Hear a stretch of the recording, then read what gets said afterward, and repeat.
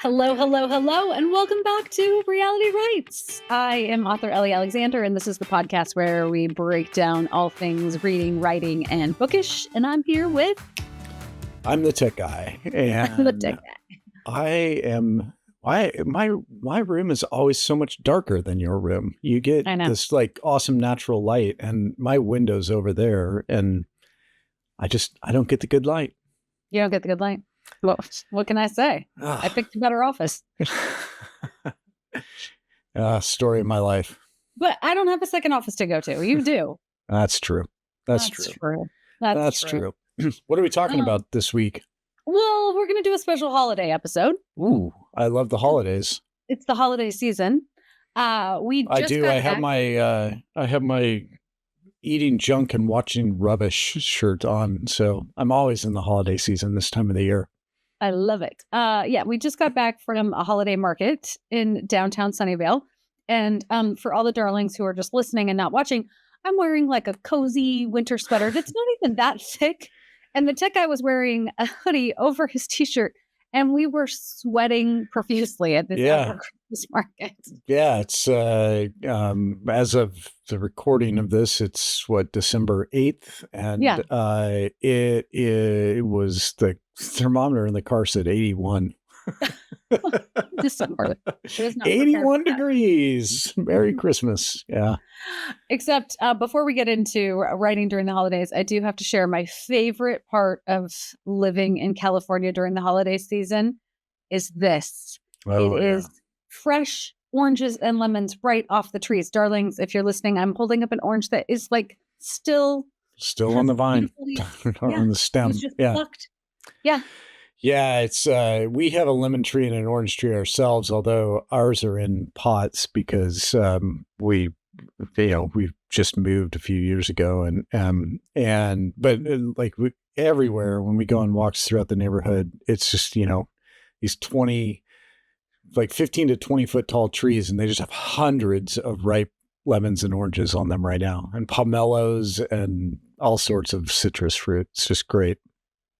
And I'm not to pick it all, but there is a house in the neighborhood that, remember when you went running a little while ago? And you came back with like a bag. I came back with like 30 pounds of lemons. And Ellie was like, what are we going to do with 30 pounds of lemons? I'm like, well, we better start coming up with some recipes now. It's a lot of gin and tonics. I don't know. Yeah. But I mean, their tree, well, right now it probably has 400 lemons on it. And so we're just waiting. I'm going to change my running route to go past that house every week now until they're ripe, and they pick them because they put them out there in these big bags, and they're just free for people to take. So cool. Just lemons on the street. No big deal. Sharing fruit with your neighbors. It's the holiday way. Yeah, that's right. Well, that's a good segue because today we're going to talk about writing during this particular time of year. And this is a question and a challenge that has come up so often on my coaching calls the last couple of weeks. Writers have felt pressured to write during the holiday season and also inspired to write during the holiday season. And so I thought we would just really dive in to writing during the season and the pros, the cons, all the good stuff. I don't understand what the problem is. It's not like there's anything else going on right now. So like, what's different about this than any other week or month? Exactly. Just write already. Yeah. Just do it. Yeah. Well, okay. So I think it's really important in any creative endeavor, not just writing, that you really follow that energy. So I was coaching a student last week who was just not feeling it. They had so many other things going on and kind of this whole family situation that was blowing up. And they are trying to get a book done by the end of the year, which is a like self-prescribed deadline, right? It's not, this is their first book. So there's no reason that it has to be done by January 1st. Although this is not like a publisher deadline. This is, okay. Exactly. This is just, they set that as a goal and an intention, which, well, that's what I was going to say. As you know, I love a deadline. I think it helps keep us on track and everything. And side note, she gives me deadlines all the time. I do. I need to give you more. Yeah. Oh, great. I've got a few in mind. Oh. No. So, I often both in my mystery series masterclass and when I'm doing private coaching, one of the first things that I will do with a new writer is set down and kind of map out like, okay, how much capacity do you have for word count and how much time do you have in your week? And back that up and give writers something to work towards. With the caveat that life happens sometimes, and to try to push through or force a story when you don't have the emotional capacity, the mental capacity, the headspace for it, it's probably just going to mean you're going to have a ton more work to do later on in the editing process. So like in this particular situation, I was like, just give yourself permission to push that deadline back by a couple weeks, Right. Yeah. Well, I mean, especially if it's a self-imposed deadline, that's, I guess, should people plan ahead, or is this something you can change on the fly? I think in situations like this, when you have, a lot of stress that you're not anticipating and it comes up, then you should change it on the fly. If you're thinking ahead, then it's a great idea to plan for this season. Like for a couple of years, I took December off from writing because Bake Shop Mysteries were being released at the end of December. So December was just a whirlwind. It's already a whirlwind in our own personal lives because everything happens in December. Literally everything. Yeah. I mean, all the important dates are one birthday, one of 3 birthdays, and then Christmas and New Year's, our anniversary, everything. Yeah. It's a lot. Yeah. So for many years, I took the month of December off in anticipation of that because I wanted to be able to enjoy the holiday season. And I also knew that I was working toward a book launch the week after Christmas. 2 days after Christmas, not the week after, like literally 2 days. Like that was rough. The first, I don't know, what was it? Like 10 or 15 bake shops? Like the first almost 10 years. Yeah. It's only been the last 2. Just last year was the first time that I didn't have a post-Christmas So release. first 18 or 19 bake shops that came out on December 27th. That was always the date, December 27th, when everybody wants to buy something because you haven't bought anything any time in the past few weeks, And no one wants to like leave your house or do anything. Right. Yeah, I know. But now I have been writing this month because I'm working on a new story and, it's just my regular writing routine. So I think, yes, having a plan ahead of time and then being flexible with that plan if you need to pivot and make a new change. Now, the other thing that I think is so important, and this is for anyone who is potentially considering writing a holiday book at any point in your career, right? If you're working, I have writers who are working on their first books right now. I have writers working on their second, third, and fourth in a series. A lot of times, especially in the cozy genre, a holiday book is just like a really fun and easy way to add something else in. I mean, who doesn't? They tend to be kind of popular too. Just a little bit. Yeah. How many did you get me over the years? I mean, so many I can't even count. I needed our son's help to remember the covers to make sure, like, has she read this one? Has she read that one? He did a good job. Yeah. You would always come back with a stack. So I learned this lesson the hard way. We have talked a lot about how once you're long into a series, whether that's going the traditional path or publishing independently, your schedule does not always line up with the season. Right. Yeah. You've had that happen both ways where you're writing like holiday or books like On Thin Icing comes to mind. Like you're writing that in, the middle of summer and it's 90 degrees out and you're writing snowy scenes up at Lake of the Woods or what was it? Crime of Passion Fruit. Yes. Writing about a cruise, a mystery on a cruise ship in the middle of the Caribbean in the middle of winter. You were writing in the middle of winter about a cruise ship. Yeah. Yes. Not only was I writing in the middle of winter, but that was like the most snow we had in the Portland area in like 10 years. And then there was like 2 inches of ice on top of that. So Right. no one was leaving. It was just, Well, and yeah, and for you, especially because you're the Bake Shop series in particular, because there are recipes tied to all that, and a lot of even more food language in the books than because it's a bake shop. Like it was so weird to be in the middle of winter and having these like tropical recipes and like, what are we doing? How do we find a pineapple in the middle of December? Like just yeah. are you in the mood for a cold pasta salad when we're all Right. shivering inside in front of the fireplace? Yes, Right. definitely. Here's a Okay, cold so drink with an umbrella. Yeah. yeah, exactly. You want a Mai Tai? Yeah. Let's go. But I wish someone had given me this advice early on. So listen up if you're thinking about at some point in time ever, if you've even just imagined that you might want to write a Christmas mystery, a holiday mystery, a Hanukkah mystery, a Kwanzaa, anything. Um, Take copious notes right now.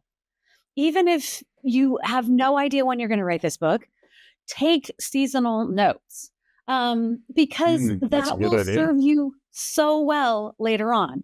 Instead of, while I was writing a cup of holiday fear and it was 90 degrees and I had to like go look at a bunch of old pictures, like I wish I had had a file that was just all of my like winter holiday notes. And I think that's just a great tip, seasonality, because, I think there's this myth that you shouldn't work weather into your writing, but I disagree with that wholeheartedly. You absolutely should, because that's so much of the sensory world building piece. So during this holiday season, if you're taking a break from your other stuff, make a commitment to start a holiday file and take notes, take pictures, take videos, and then just save it away for a hot summer day.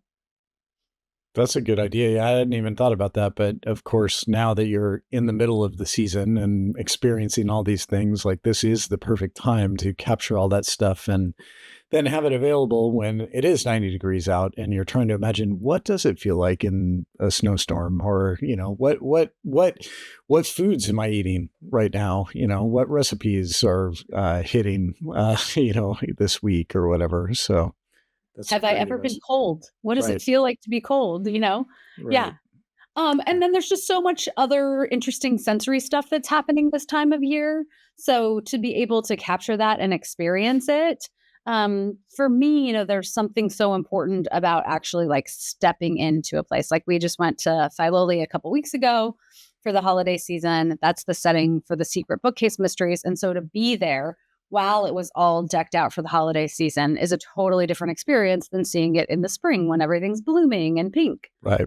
It's beautiful at both times, but yeah, right now with all those lights and like what to 26 trees inside the house, something like that. It's amazing, including one tree made entirely of books. Yes. I know that should go on your to-do list. Why don't I have a book tree? A book tree. Okay. I Okay. think you would, I don't know where we would keep We all have the no books it space would for a book take tree. to make a book tree, but yeah. Mhm. And I can't even imagine our cat would take that out in 3 seconds flat. She would This is climb it for sure.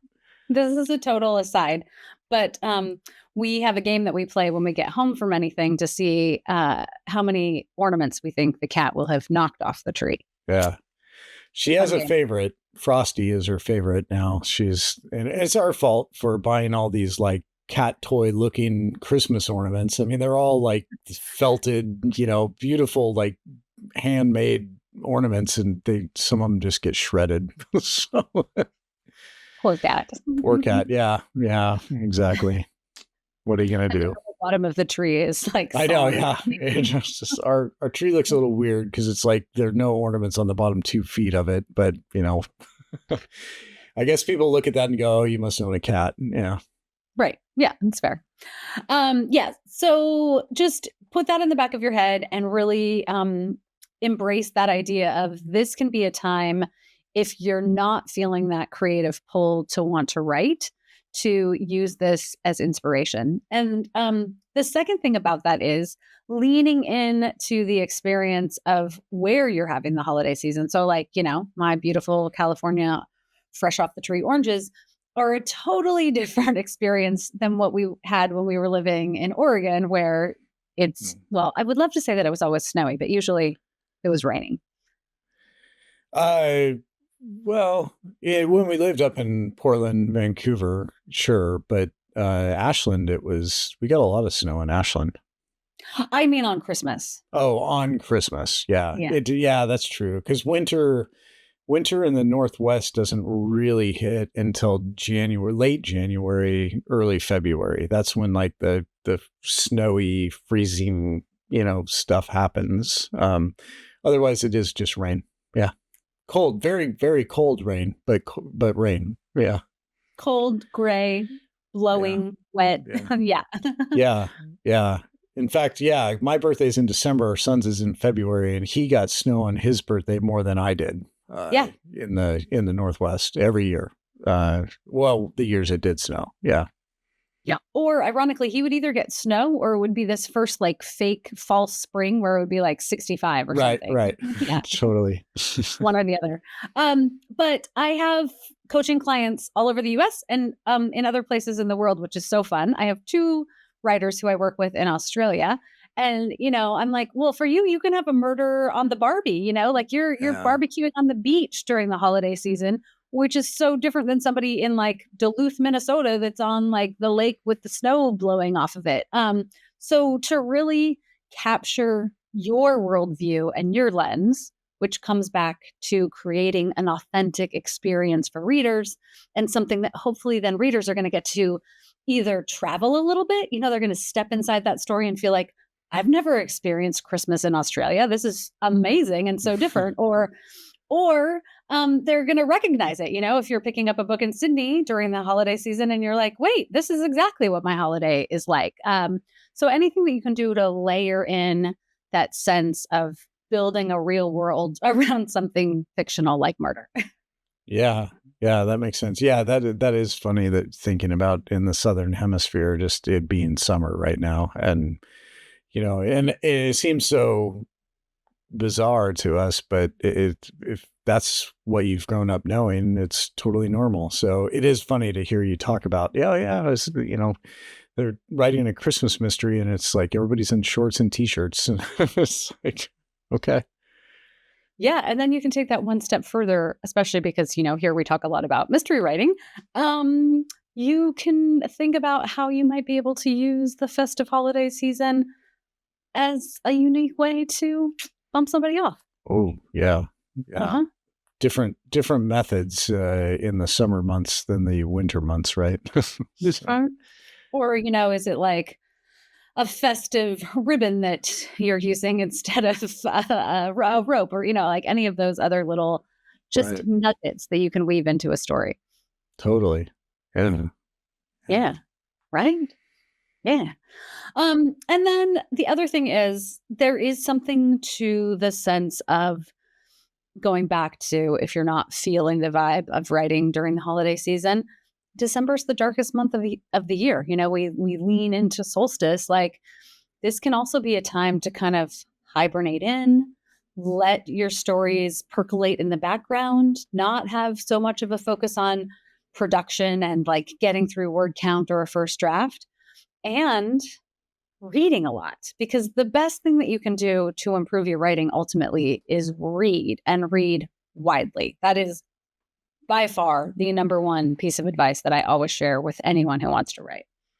Yeah. Well, okay. So then let's talk about that for a minute. So the holidays are always busy. And, hey, whatever you celebrate, whether that is Christmas, it's Hanukkah, it's, anything. And you've got stuff going on. You've got activities, you've got family coming into town. You're going out of town to see family, whatever it is. Should beginning writers who are just getting started, should they think about maybe concentrating on other tasks during the holidays rather than trying to tough it out and get some concentrated writing time? Because we've talked a lot on this podcast about all the other things that go into writing and becoming an author or being an author. Like marketing is a big one, and just in the previous topic, we talked a little bit about taking notes and everything, but do you recommend people try to write, or that they just give themselves a pass and they concentrate on other activities instead? Yeah, that's a good question. I mean, I think especially for beginning writers, it really does depend on where your energy is. If you are in the flow of a story, like don't stop for sure. But Right. if you are in that space where it's like, oh, this just feels like a slog, and I'm not talking about writer's block because we've had a whole podcast on how I don't believe in Yeah. writer's block. That's different. No, Okay. no, this is definitely, and that's not my question because No, this is no, I more know. about a I time have to put thing. that out there. But Yeah. yeah, definitely. But I do think, like, now thinking about it, maybe I should start writing because that would be a good excuse to be like, oh no, sorry, can't come to visit. I'm in the middle of writing. I'm in the middle of the book. Yeah. I I mean, love it. Yes, I'm you gonna need an start using excuse that. not to Yeah, have to go to that party that you're yeah, like, yeah, yeah. this Or is go it. visit, go visit. Yeah, yeah, I like it. Yeah, I think if you're not feeling like being in the flow is where you're at with everything else going on this month, then yes, absolutely. Not only like I talked about taking notes and using that seasonal approach, reading, and then also like thinking about a plan for the next year. We're filming this in 2024. So this might be a great time to really set some new goals for 2025. This, if you're going the traditional path and you're thinking about querying agents, this would be a great time to start compiling a list of agents you want to query and spending a little time going to their websites to find out, what kind of books they represent, what they're interested in, if they're open to submissions. This could be a good time to start building an author website or thinking about a newsletter, social media. Like you could do any of those tasks in the interim for sure. yeah. Setting new deadlines for yourself, of which it sounds like I'm getting some after the taping of this I know. episode. Book tree. I'm going to take some Yeah, yeah. Take notes. Yeah, and the same thing with the like taking seasonal notes for your own writing.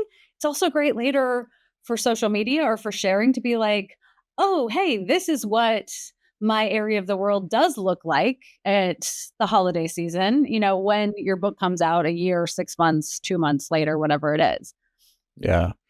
I would say that now thinking more about that advice to take notes and everything, that's almost like even more of a reason to go out and see the shows that you have never had time to go see, go to the display, holiday displays, go to the activities and do those things, and like do it from the lens of how could this be incorporated into a story.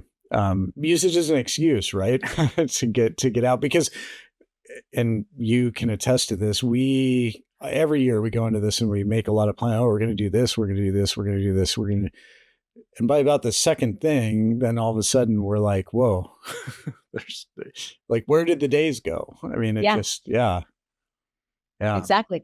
No, and we talked about on one of the live streams last week how we went to a play that was not so fantastic. right. And I'm going to definitely use that for inspiration for the next Bake Shop mystery because I already am imagining how Lance is going to respond to a play that goes wrong. And Yeah. maybe Richard Lord is trying to direct it. I'm not sure yet. But yeah, you never know what might strike a chord. And I just think the more experiences you have out in the world, whatever that is, if it's going to your local library to check out like what's their holiday display look like, or Mhm. wandering a Christmas market outside, like whatever it is, that expands your own world. And then it's something that you can add to your story. Love it. Yeah, that's cool. But you always love an excuse to do anything that's I holiday know. related. I That's don't need excuses. I'm just saying if other people do, then I thought it might be a good strategy. You're But looking out for the writers. You're looking out for the exactly. darling. I don't. I never need. I mean, we've already seen two holiday plays. It's only December 8th. What did I say? 8th. Yeah. So Yeah. the Can second we one talk was a much little? better. Yeah, can we talk a little bit about the play that we saw on Friday night? Yeah. Yeah. So Okay, you go. it was called a Sherlock Carol, and it was a Sherlock. It was a mystery, but an adult Tiny Tim enlists the help of Sherlock Holmes to investigate the mysterious passing of Ebenezer Scrooge. I won't say any more than that because I mean, I think it's one of those plays that is put on all over the place. But yeah, it was really cool. I loved it. It was only six or seven actors, six actors, I think. Yeah. Yeah. And really, really small theater here in, down in San Jose. But it was really cool. It's very festive. And Very so Charles clever Dickens. how Yeah. they weaved both the Sherlock and the Christmas Carol stories in. I know there are a couple of things I want to say, but just in case somebody wants to go see it, they would definitely be spoilers. So, yeah, No spoilers. Never. but spoilers. it was very cool. It made up for how bad the first one was. Yeah. We don't even get into that. Sometimes you need a holiday bomb, right? I know. Well, yeah, it wasn't even, it was funny because we talked about it a little bit on the live stream that we just did for the release of your latest book. And somebody made the comment like, wait, was it so bad that it was good? And I was like, no, it went into the bad territory so far that it was just bad. There was no good. There were a few good things. Like it had the set design and the Ghost of Christmas feature, because this was another Christmas Carol themed play a version of it. And the Ghost of Christmas feature was probably the best one that I've seen, and I've probably seen a couple dozen productions of A Christmas Carol live on stage, and then probably twice or three times as many of that on TV, like TV shows and movie versions. Yeah, literally your whole December is just watching every version from the Muppets to George C. Scott, right? Right. They'll watch them all. The original back, I think it was like 1920 something. 20? Yeah. Yeah. Yeah. I love that story. I love so any chance I get to see it, I'm really excited, and I think that made that particular play, the one that was bad, it made it really, it hurt. It really hurt, man. It hurt your heart. I know. Yeah. That was the kickoff to our holiday season. That was the kickoff. I know, that was terrible. It was supposed to be amazing, and it just didn't. Not so much. Didn't take. The thing is, we almost left at intermission. Yeah. Which we never do. Like right.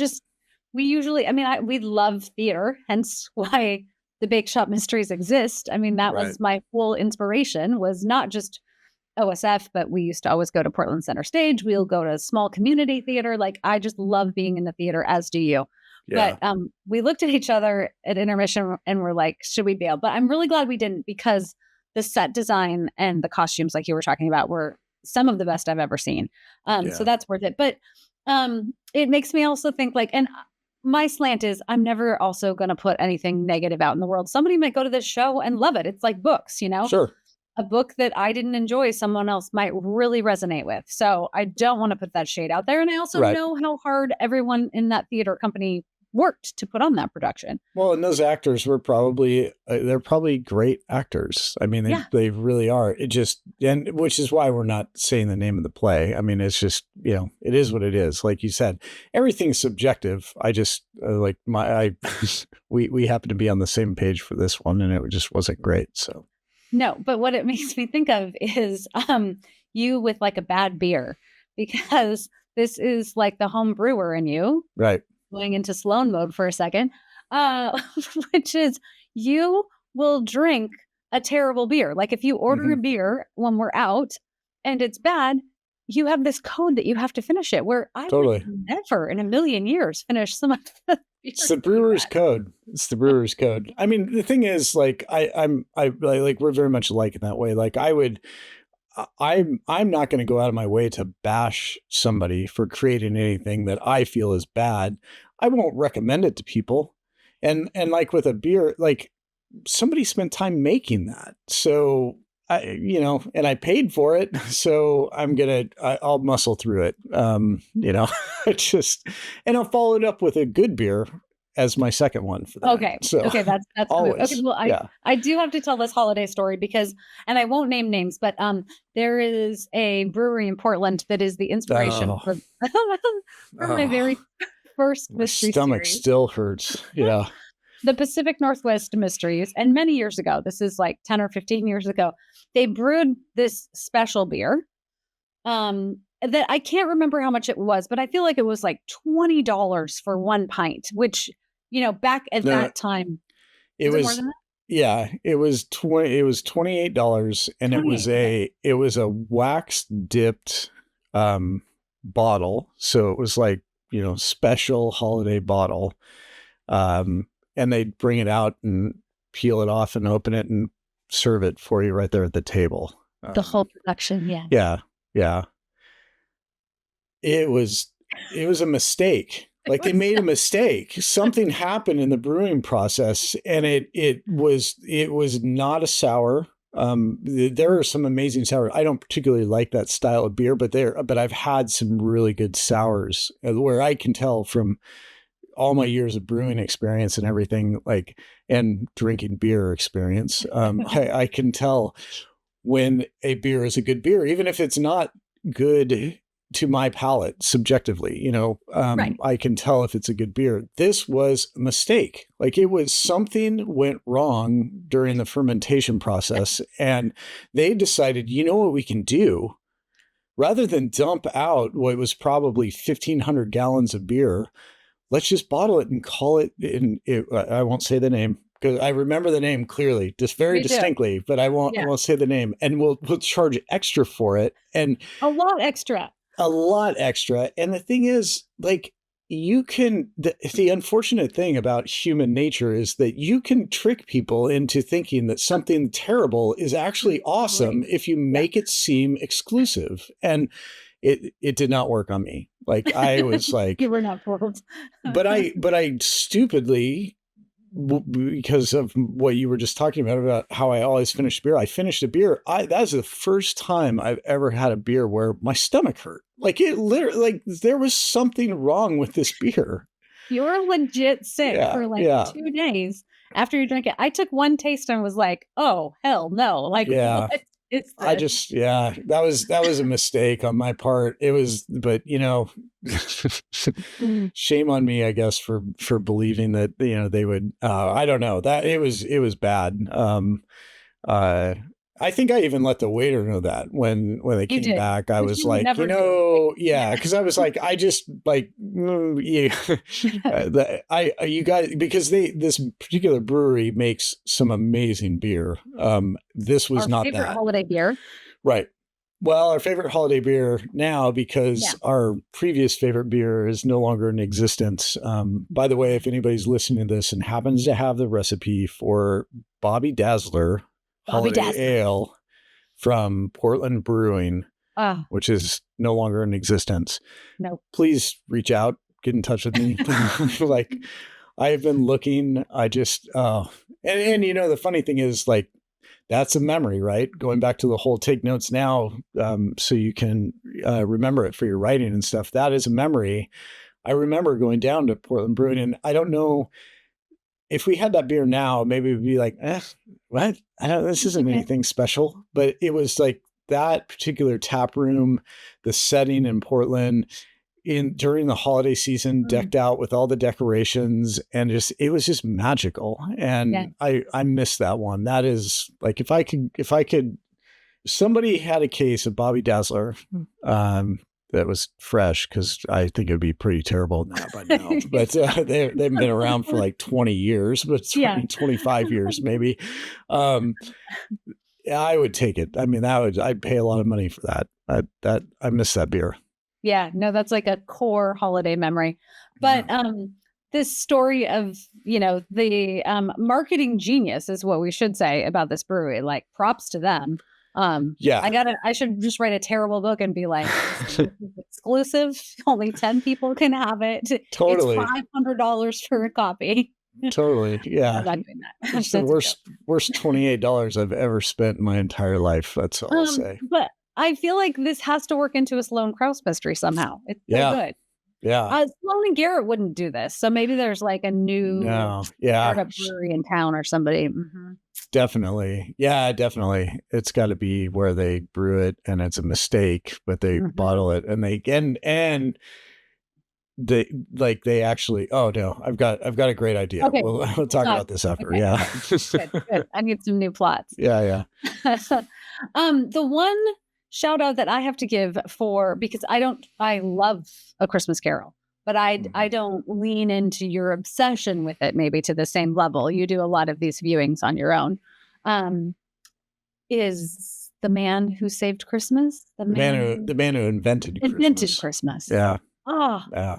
Love this movie. And if you're a reader or a writer, I think you should watch this movie because it really does help you step into what it's like to be in a writer's head. I don't see things visually. We've talked about this, but when I'm in my office working on a story, like Lance is talking to me and Carlos is talking to me over here. And I just think the movie so perfectly captures that. So add that to your holiday viewing list. Yeah, that is definitely in my top 10 for holiday movies, of which I have a deadline, right? I'm supposed to come up with a list that we're going to release. So yes, the darlings are asking for your holiday list. So this is a curated list too. This isn't any of this crap that's out there where there's 150 best Christmas. There aren't 150 best Christmas movies out there. I'm just gonna. Everything's subjective, but I'll tell you right now, there aren't 150 best. No chance. You can have a top 10 list, but 150, that's pushing it because there's a lot of junk out there too. What are you thinking for your curated list? Do you have a number in mind, or is it just going to be based on your? I'll go. How many slides can you include in Instagram? 20 now. Okay. Do you have 20? I don't know. That might be pushing it. 20 best. I have 10 great movies for sure. Okay. And then 10 if you've got time. These would be good too. Okay. I like that. Yeah. Okay. 10 great if you've got time. Yeah. Stay tuned. Exactly. I mean, I could fill the whole carousel with versions of A Christmas Carol too, but maybe that's a second post. I don't know. Yeah, that's a bonus. Darlings are going to be on their toes, just waiting with eager anticipation. With Tech Guys top 10. Let's go. Top 20 Christmas Carol edition. Yeah.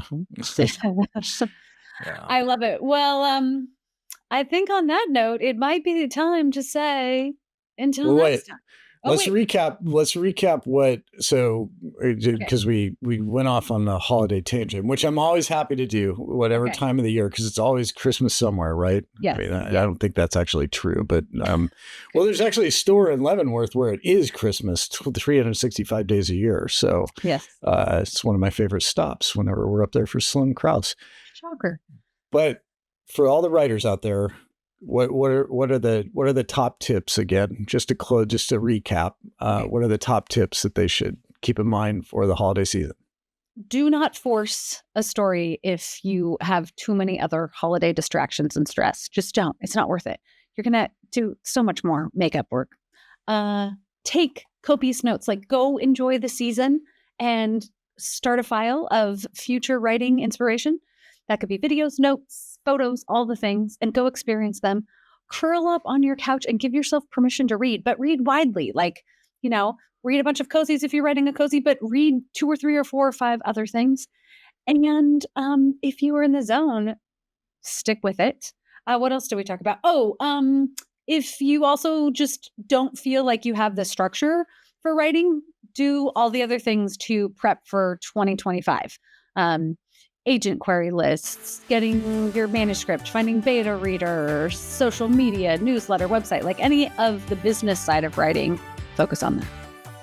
Awesome. That's great. Have a lovely holiday season. Yeah. Enjoy writing. Enjoy the holidays. There you go. Yeah, exactly. Okay. Well, on that note then, until next time. Until next time. Happy holidays. Happy holidays.